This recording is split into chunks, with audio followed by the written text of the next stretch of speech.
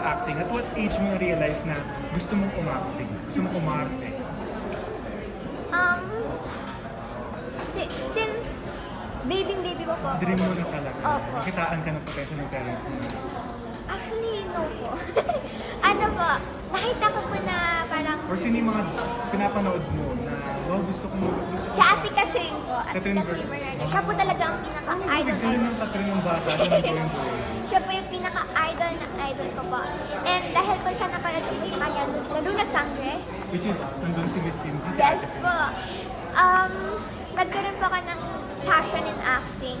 And ano po, syempre I started small po by going sa mga commercials. 4 months, 5 months po kami, pabalik-balik po kami ni Mama sa Makati Kaka-audition po. When I was 3 years old, right? I was 3 years old po, pabalik-balik po kami sa Makati kasi po nag-audition po kami. And for the 5 whole months, wala po tumatanggap sa akin. Pero, thankfully, nakuha din po ako ng isang malaking fast food brand. And binigyan po nila ako ng 4 projects, commercial. Kaya sobrang thankful po ako. Nung year na yun. Nung year po na yun, hanggang 5 years old po ako, binibigyan po nila ako dire-diretso. Nung 6 po kasi ako, nag-start na po ako ng teleserye. Bukod sa lalo na sabi, ano pang mga pinanood mo na teleserye o movies ni Catherine?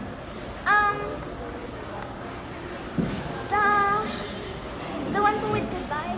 Hello Love. Hello, Goodbye. Love. Yun po, yun po. So gusto mo kapartner din ni Catherine si Alden? Tsaka for Ray. Or si Daniel? Hindi ko na, sorry po.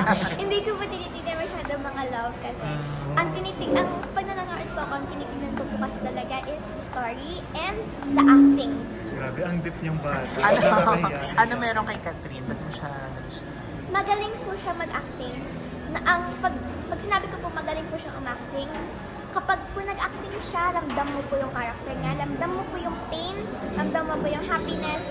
Kumbaga as an audience, mapapangiti ka rin po kapag umingiti siya, mapapaiyak ka rin kapag umiiyak siya, and hindi mo mararamdaman siya pala si Ate Cath. Excited ka na rin ba na mapanood yung Hello Love again niya? Dahil this Ay, year. yes! Actually, yes ko.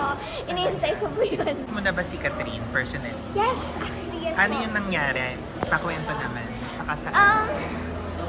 I thought, so ito na po yan. Saan? Sa A Very Good Girl po. I was young Catherine. Ay, oo, ikaw nga pala yun sa last part. No? Yes po, ako po yun.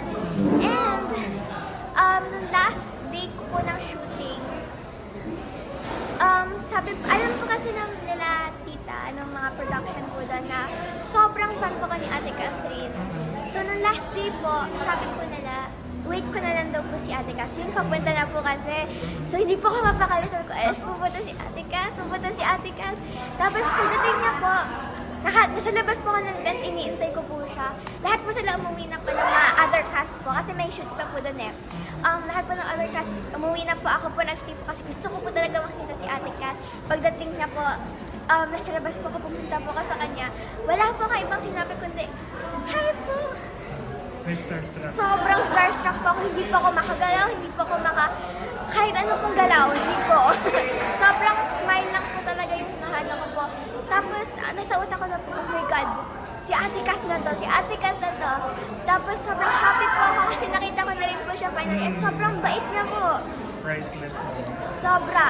And, ayun po, halata po na sobrang, yung hindi po siya fake smiles sa everyone. Talagang genuine po yung feeling niya na parang happy siya to be there and happy siya to see us. Grabe Oh my yung God. yung fun. Yung fun. Fangirl. Oh. Ano yung mga napag-usapan niyo ni Cal?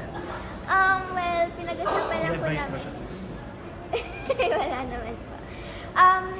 Pinag-usapan lang po namin about how sabi daw po ng ibang mga ano po, mga ano po na parang ako daw po yung naghihiyang niya. And sabi niya parang sobrang happy daw po niya na ganun po.